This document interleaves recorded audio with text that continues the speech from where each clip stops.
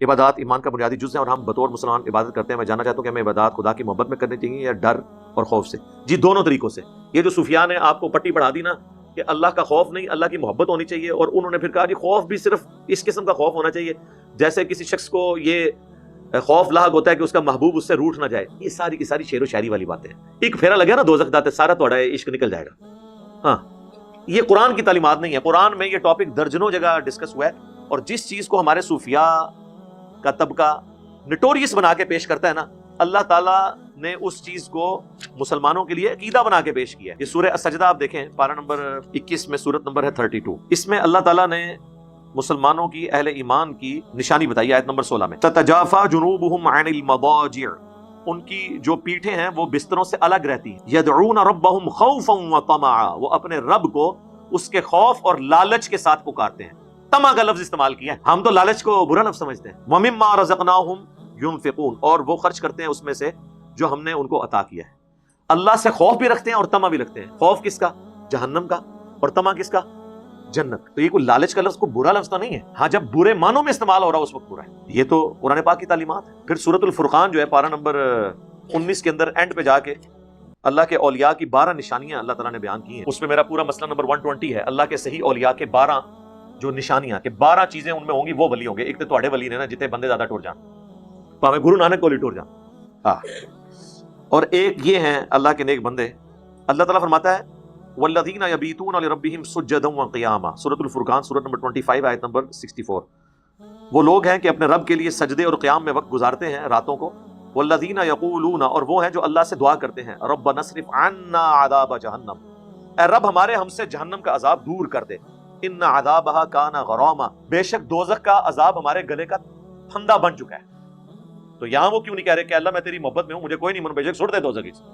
اللہ کہہ رہا ہے میرے نیک بندے کہتے ہیں کہ یہ ہر وقت پھندا ہے ہمارے گلے میں، لٹکتی تلوار ہے ہمارے سر کے اوپر کہ تو نے ہمارے لیے جہنم بنائی ہوئی ہے، یا اللہ اس کو تو دور کر دے ہم سے. انہا ساءت مستقرا ومقاما، بے شک جہنم تھوڑی دیر رہنے کے لیے بھی بڑی بری جگہ ہے اور زیادہ دیر رہنے کے لیے بھی بڑی بری جگہ ہے. اس میں وہ بھی جواب ہو گیا جی خیر ہے تھوڑا پھر ہی لگے گا. اللہ کہتا ہے تھوڑا بھی نہیں برداشت. تھوڑا دنیا میں آپ ایک موم بتی کے اوپر یوں ہاتھ رکھ کے نہیں برداشت کر سکتے سرکار.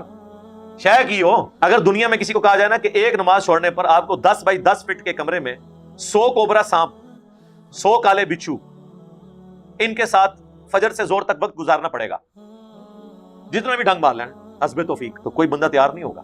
ویسے کہتے تھے ایک میرے لیے یہ جو صوفیاء نے کانسیپٹ دیا نا، وہ کہتے ہیں جی رابعہ بصریہ کہتی تھیں کہ جی انہوں نے ایک دفعہ نا جی اٹھایا ہوا تھا ایک ہاتھ میں لوٹا اور ایک ہاتھ میں آگ، یعنی وہ کوئلے اٹھائے ہوئے تھے، اور کہنے لگی جی میں اس لوٹے سے جہنم کو بجھانے جا رہی ہوں اور اس کوئلے سے جنت کو آگ لگانے جا رہی ہوں. یار یہ عقیدہ ہی کفر ہے. جنت کی تو نعمتوں کو فنا ہی نہیں ہے. جنت میں کون آگ لا سکتا ہے اور جہنم کی آگ کون بجھا سکتا ہے؟ تاکہ لوگ اللہ کی محبت میں اس کی عبادت کریں، اس کے خوف اور جنت کے لالچ میں نہ کریں. واہ واہ. تو قرآن تو کچھ اور کہہ رہا ہے. اب عشق مشوقی کے کیس میں تو یہ بڑے اچھے جملے لگتے ہیں. میں کہتا ہوں جی آج اللہ کی اناؤنسمنٹ ہونا کہ کام چک کے رکھو، میں کوئی عذاب نہیں دیا گا لیکن میں جنت بھی کو نہیں دینی. لوگ کہیں گے حضرت جنت اپنی کول رکھو، میں انہوں جنت بنا لگا دیں.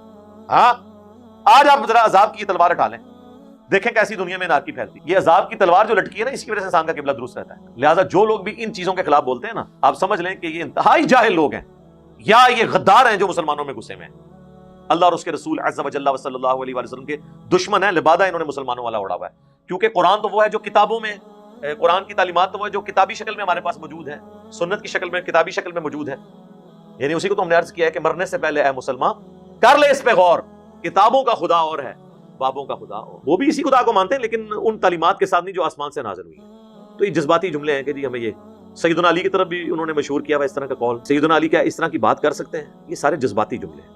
آپ نے قرآن و سنت کی تعلیمات کے انڈر، یہ تو اسی طریقے سے ہے کہ جی آپ یہ کہنا شروع کر دیں کہ جی شیطان نے کیا کہا تھا کہ میں آدم کو سجدہ نہیں کروں گا. اپنی طرف سے وہ مواحد بن رہا تھا بہت بڑا، اللہ نے اس کو ریجیکٹ کر دیا. اللہ کو سجدہ کرنے سے انکار کیا تھا اس نے، اللہ کی مرضی نہیں مانی تھی اس نے کہ اللہ نے کہا کہ اسے سجدہ تعظیمی کرو، اس نے کہا اس کو نہیں کروں گا، تجھے کر لوں گا، میں اس سے بہتر ہوں. تو اللہ کی مرضی کے مطابق چلنا. اس طرح کوئی شخص کہے کہ جی میں نے پیغمبروں کو نہیں ماننا، صرف اللہ کو ماننا ہے، تو کیا اللہ تعالیٰ ایسے شخص کا دین قبول کرے گا؟